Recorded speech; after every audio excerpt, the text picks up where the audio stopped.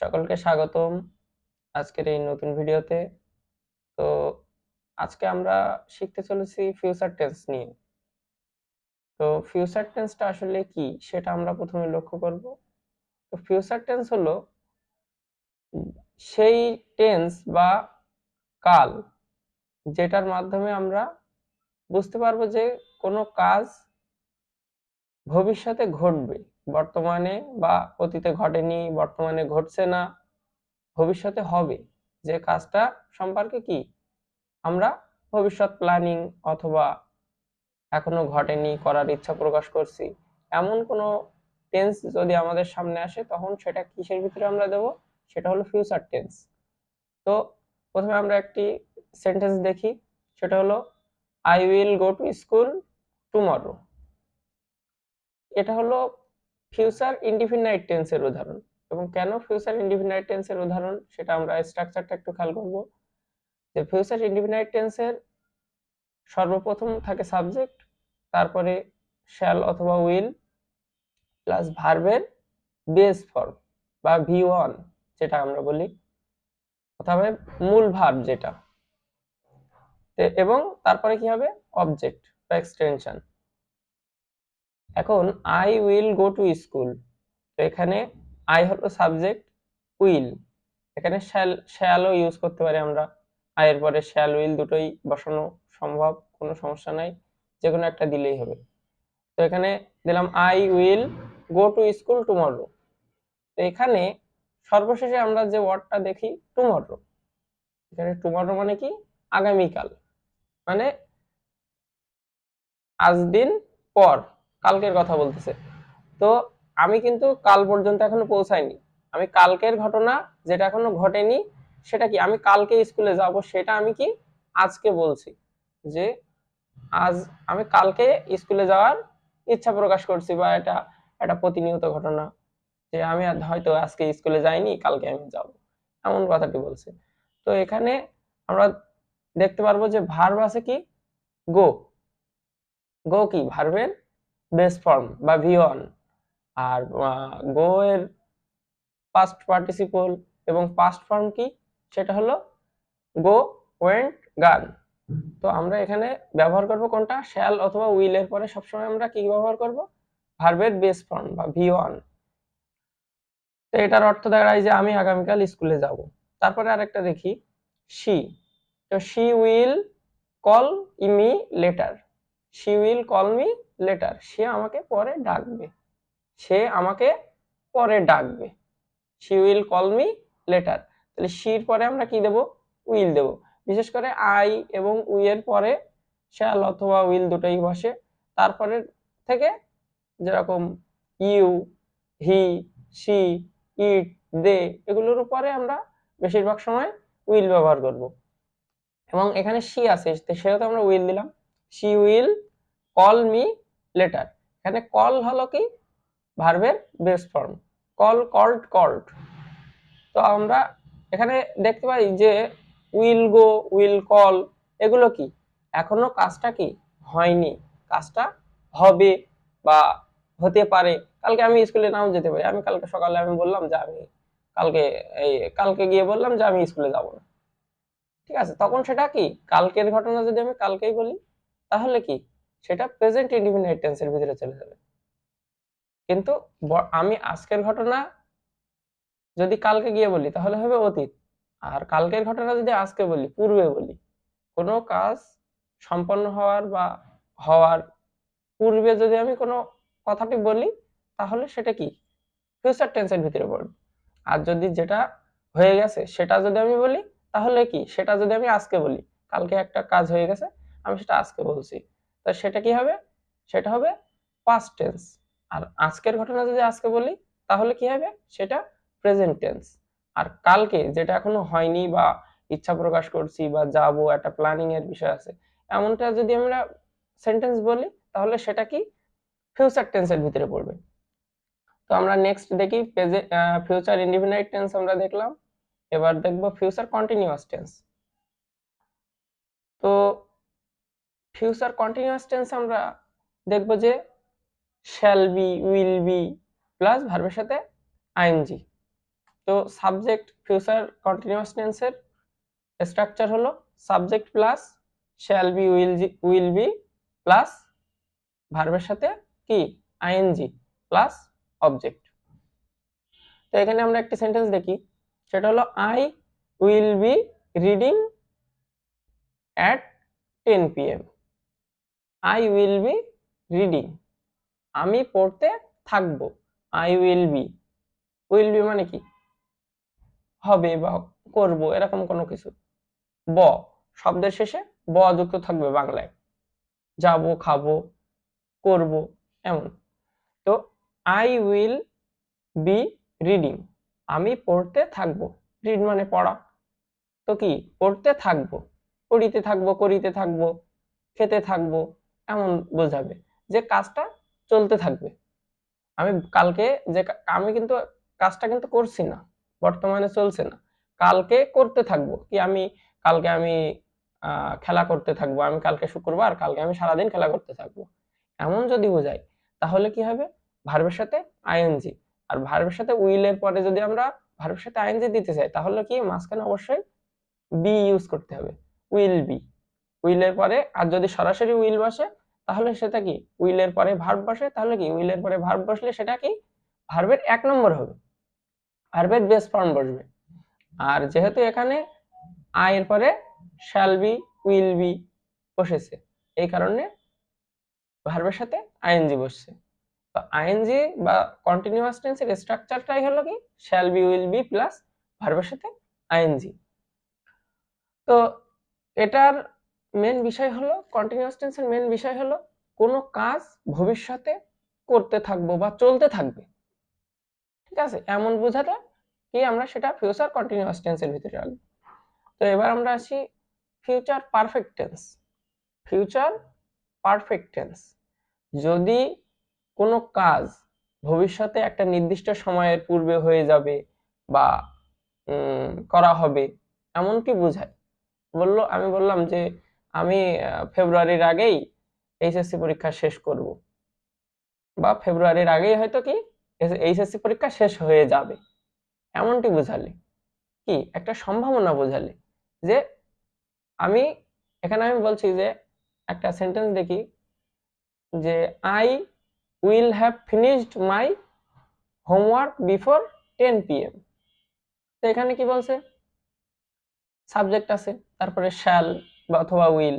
Shall অথবা will future টেন্সে অবশ্যই থাকবে, সেটা প্রেজেন্ট, ফিউচার ইনডিফিনাইট হোক, ফিউচার কন্টিনিউয়াস হোক, ফিউচার পারফেক্ট হোক, অথবা ফিউচার পারফেক্ট কন্টিনিউয়াস হোক, প্রত্যেকটাই কি আমরা শ্যাল অথবা উইল খেয়াল করবো অবশ্যই। প্রথমে শ্যাল সাবজেক্টের পরে শ্যাল অথবা উইল বসবে, তারপরে যদি কন্টিনিউয়াস হয় তাহলে তারপরে বি প্লাস ভার্বের সাথে আইএনজি বসবে। আর যদি পারফেক্ট হয় তাহলে কি হবে, হ্যাভ হ্যাজ আসবে। পারফেক্ট মানেই হ্যাভ, হ্যাজ, হ্যাড, এই তিনটা থেকে যে কোনো একটা অবশ্যই থাকবে, সেটা প্রেজেন্ট হোক, পাস্ট হোক কিংবা ফিউচার হোক। যদি পারফেক্ট হয় তাহলে অবশ্যই কি আমরা হ্যাভ, হ্যাজ, হ্যাড যে কোনো একটি দেখতে পাবো। এটা ফিউচার থাকলে কি হবে, ফিউচার থাকলে বেশিরভাগ সময় কি হবে, হ্যাভ হবে। ফিউচারে কি হবে, উইল হ্যাভ। সবসময় কি খেয়াল করবো, উইল হ্যাভ, উইলের পরে কিন্তু হ্যাজ হবে না। ফিউচারে সবসময় কি হ্যাভ এর ইউজটা হবে। আর প্রেজেন্টে হবে হ্যাভ এবং হ্যাজ, এই দুইটার ইউজ পারফেক্ট। আর পাস্ট টেন্সে সবসময়ই পারফেক্ট হোক অথবা পারফেক্ট কন্টিনিউয়াস হোক, সবসময় কি হ্যাড হবে। তো যখনই হ্যাভ হ্যাজ, আমরা হ্যাভ, হ্যাজ, হ্যাড এই তিনটা আমরা হ্যাভ ভার্ব নিয়ে আসবো, টু হ্যাভ ভার্ব বলে এটাকে। টু হ্যাভ ভার্ব যখনই নিয়ে আসবো তখনই কি হবে, ভার্বের শেষে ইডি যুক্ত হবে অথবা ভার্বের পাস্ট পার্টিসিপল ফর্ম বসবে, শ্যাল হ্যাভ অথবা উইল হ্যাভ। তাহলে এখানে দিলাম I will have finished my work, will have এর পরে কি বসছে, ভার্বের 3 নম্বর। তো এখানে এখানে বলতেছে এর বাংলা অর্থ কি দাঁড়াচ্ছে, I will have finished my homework before 10 PM। আমি রাত 10টার আগে কি আমার বাড়ির কাজ বা হোমওয়ার্কটা শেষ করে ফেলবো, কাজটা কি শেষ করে ফেলবো, মানে এটা এখনো কিন্তু শেষ করা হয়নি, তার কিন্তু কমপ্লিট হয়নি কাজটা, শেষ করে ফেলার একটা কি একটা টার্গেট নিয়েছে, বা সে বলছে যে আমি এই টাইমের আগেই আমার কাজটা শেষ হয়ে যাবে। একটা নির্দিষ্ট সময়ের পূর্বে যখন কাজটা শেষ হয়ে যাবে এমনটি বোঝাবে কোনো সেন্টেন্স বা টেন্স দ্বারা, তখন আমরা সেটা কি বলবো, ফিউচার পারফেক্ট টেন্স। আর আরেকটি বিষয় সর্বশেষ, সেটা হলো ফিউচার পারফেক্ট কন্টিনিউয়াস। এই ফিউচার পারফেক্ট কন্টিনিউয়াস আর ফিউচার পারফেক্ট এটা একেবারেই সম্পৃক্ত, কারণ একটা কাজ ভবিষ্যতে নির্দিষ্ট সময়ের পূর্বে শেষ হয়ে যাবে, সেটা কি ফিউচার পারফেক্ট।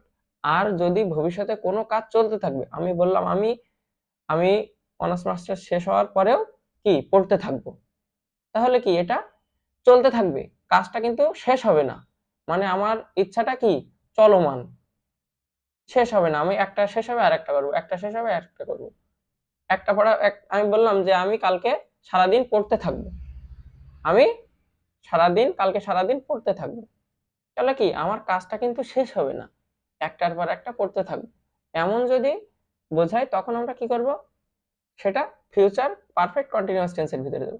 এখন ফিউচার পারফেক্ট কন্টিনিউয়াস টেন্সের স্ট্রাকচারটা যদি আমাদের খেয়াল থাকে তাহলে সহজেই আমরা ধরতে পারবো যে কি জন্য এবং কোনটা future perfect tense continuous tense হবে।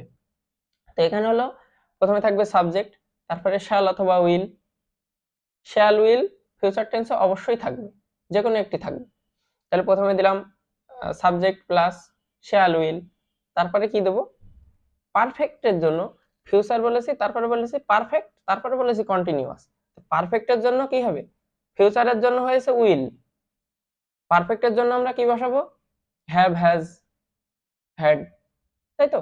কিন্তু ফিউচারে সবসময় কি হ্যাভ ভার্বটা ইউজ হবে, শ্যালের পরে বা উইলের পরে সবসময় হ্যাভ বসবে। তাহলে এখানে দিলাম ফিউচারের জন্য উইল, তারপরে দিলাম হ্যাভ, এবার কি কন্টিনিউয়াস, তাহলে কন্টিনিউয়াস কি ভার্বের সাথে আইএনজি, তাহলে যদি হ্যাভ এর পরে সরাসরি কোনো ভার্ব বসে তাহলে তার সাথে পাস্ট পার্টিসিপল, তার পাস্ট পার্টিসিপল ফর্মটা বসবে। কিন্তু যদি আমরা ভার্বের সাথে আইএনজি দিতে চাই তাহলে এর মাঝখানে যেরকম প্রেজেন্ট কন্টিনিউয়াস টেন্সে আমরা বি ভার্ব নিয়ে আসি, তেমনি যেরকম এর আগে আমরা একটা দেখলাম, তেমনি এখানে কি হবে, শ্যাল অথবা উইল হ্যাভ এর পরে কি ভার্বের সাথে আইএনজি দিতে গেলে অবশ্যই এর আগে মাঝখানে এই দুইটার মাঝখানে বিন বসাতে হবে। যেমন আমরা টু হ্যাভ ভার্বের একটা হলো been, shall have been, will have been, have এর পরে সবসময় কি বি না বসে বিন বসে, শ্যালের পর এই হ্যাভ এর পরে কি বসে, হ্যাভ, হ্যাজ, হ্যাড এর পরে B double E N, been, be না বসে, আর এটা কারণ এটা টু হ্যাভ ভার্ব, আর টু বি ভার্বের পরে সবসময় কি বসে, বিই, বি, শুধু be, am being, is being, are being, am be being, ঠিক আছে, am be, am being, is being, are being. আর কিন্তু যখন ফিউচার কন্টিনিউয়াস পারফেক্ট কন্টিনিউয়াস টেন্সের কথা বলবে তখন shall have been, will have been, ঠিক আছে। তো এখানে একটা সেন্টেন্স দেখি, I will have been studying for 3 hours by 9 PM, বলছে আমি কি রাত 9টার মধ্যে আমি 3 ঘন্টা ধরে পড়বো, বলছে কি, ধরো আমি কালকের কথাই বললাম যে আমি কালকে টুমরো আগামীকাল কি সকাল থেকে বই পড়তে থাকবো, I will be studying for কি 10 আওয়ার্স অথবা 5 আওয়ার্স সিন্স মর্নিং, মানে সকাল থেকে কোনো কিছু কোনো সময় ধরে বা থেকে একটা নির্দিষ্ট টাইম থেকে শুরু করে বোঝালে কি। আর ফিউচার পারফেক্ট কন্টিনিউয়াসের স্ট্রাকচারে আমরা কি বুঝতে পারছি যে কাজটা চলতে থাকবে, কাজটা কিন্তু শেষ হবে না, কাজের শেষ উল্লেখ করবে না, অথবা শেষ উল্লেখ করলেও যে 3 ঘন্টা একটা নির্দিষ্ট টাইম বেঁধে দিবে যে আমরা 3 ঘন্টা ধরে পড়তে থাকবো, কি 7 ঘন্টা ধরে পড়তে থাকবো, কিংবা সারাদিন পড়তে থাকবো, এমনটি বোঝাবে। তখন বোঝাবে যে ভবিষ্যতের নির্দিষ্ট সময় পর্যন্ত কি কাজটা চলতে থাকবে, বললো যে 1 মাস ধরে আমার বিল্ডিং এর কাজটা কি চলতে থাকবে, ভবিষ্যতের কি কাজটা চলতে থাকবে। কাজটা কিন্তু এখনো হয়নি বা হচ্ছে না, কাজটা অবশ্যই কি ভবিষ্যতে হবে, চলতে থাকবে বা হতে থাকবে, এমনটি বোঝালে ফিউচার পারফেক্ট কন্টিনিউয়াস টেন্সের ভিতরে আমরা সেটাকে নিয়ে আসবো। তো এখানে একটা সহজ বুদ্ধি হলো, ফিউচার টেন্স মানে কি, প্রথমে থাকবে শ্যাল উইল, আর যখন কন্টিনিউয়াস বলবে তখন কি shall be will be plus ভার্বের সাথে ING, shall be being will be being, ঠিক আছে। তারপরে হলো পারফেক্ট, পারফেক্ট থাকলে কি হবে শ্যাল হ্যাভ অথবা উইল হ্যাভ প্লাস V3 বা ভার্বের পাস্ট পার্টিসিপল ফর্ম। আর একটা হলো পারফেক্ট কন্টিনিউয়াস। তো পারফেক্ট কন্টিনিউয়াস টেন্সের স্ট্রাকচার হবে কি shall have been will have been plus ভার্বের সাথে ING, shall have been will have been plus ভার্বের সাথে আইএনজি। তো এখানে আমরা একটা প্র্যাকটিস দেখব, সেটা হলো future indefinite tense. I will go, আমি যাব। এখানে যদি আমি টুমরো দিই তাহলে আরো ইজিলি এটা বুঝতে সহজ হবে। আর উইল দেখলেই কি আমরা বুঝতে পারবো যে এটা ফিউচার টেন্সের ভিতরে। আর উইল এর পরে যদি সরাসরি V1 থাকে আর কোনো কিছু না থাকে তখন কি হবে সেটা ফিউচার ইনডিফিনাইট টেন্স। এবার তারপরে দেখি I will be reading, I will be reading, will be being, be plus ভার্বের সাথে আইএনজি, উইল বি প্লাস ভার্বের সাথে আইএনজি মানে কি ফিউচার কন্টিনিউয়াস। আর একটা হলো কি আই উইল হ্যাভ বিন অথবা I will have finished the work, I will have finished the work, এটা কি future perfect tense. Future perfect টেন্সে কি হবে শ্যাল হ্যাভ অথবা উইল হ্যাভ প্লাস ভার্বের 3 নম্বর। আর যখনই ফিউচার পারফেক্ট কন্টিনিউয়াস টেন্সের ভিতরে যাবে তখন কি উইল হ্যাভ এর পরে শুধু একটা বিন যুক্ত হবে আর কন্টিনিউয়াসের জন্য ভার্বের সাথে আইএনজি যুক্ত হবে। এটা দেখে আমরা কি সহজেই বুঝতে পারবো যে কোনটা কোন টেন্স এবং ফিউচার টেন্স বা পাস্ট টেন্সের কোন ধরন কোন রূপ। তো আমি ডেসক্রিপশনে প্র্যাকটিসের জন্য কিছু সেন্টেন্স দিয়ে দেবো যাতে সহজেই তোমরা বুঝতে পারো, এবং ডিটেলস কিছু বাংলায় সহজে দিয়ে দেবো যাতে তোমরা বুঝতে পারো। আর যদি কোনো সমস্যা থাকে বা কোনো টপিকের উপরে তোমরা ভিডিও চাও বা শিখতে চাও বা জানতে চাও তাহলে কমেন্টে জানিও, আমরা চেষ্টা করব যে নতুন ভিডিওটি তৈরি করা, তোমাদের টপিকের উপরে ভিডিও তৈরি করা। আর প্রত্যেকটি ইংলিশ গ্রামারের প্রত্যেকটি টপিক নিয়ে আমরা আলোচনা করব এবং ভিডিও দেব। তো ধন্যবাদ, যদি ভিডিওটি ভালো লাগে লাইক কমেন্ট শেয়ার করো এবং নেক্সট যে গ্রামার সেটার জন্য ওয়েট করো। ধন্যবাদ।